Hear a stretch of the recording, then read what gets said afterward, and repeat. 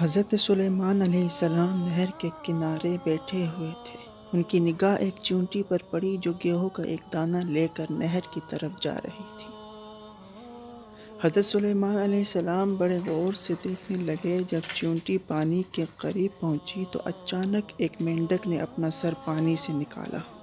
اپنا منہ کھولا تو یہ چیونٹی اپنے دانے کے ساتھ اس کے منہ میں چلی۔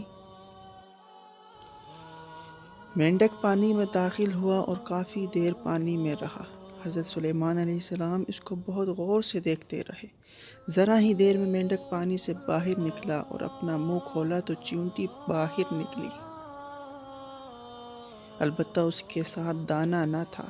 حضرت سلیمان علیہ السلام نے اس کو بلا کر معلوم کیا ماجرا کیا تھا اور کہاں گئی تھی۔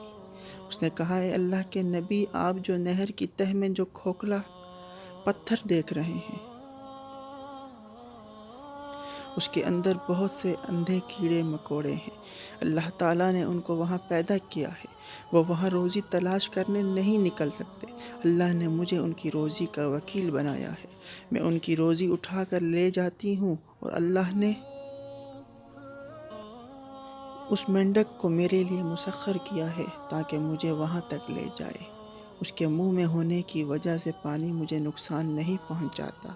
وہ اپنا منہ بند پتھر کے سوراخ کے سامنے کھول دیتا ہے، میں اس میں داخل ہو جاتی ہوں۔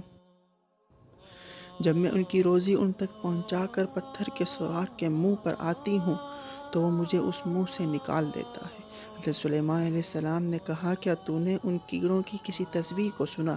چیونٹی نے کہا، ہاں، وہ سب کہہ رہی تھی، اے وہ ذات جو مجھے اس گہرے پانی کے اندر بھی نہیں بھولتا، بے شک تو ہی رازق، تو ہی خالق و مالک ہے۔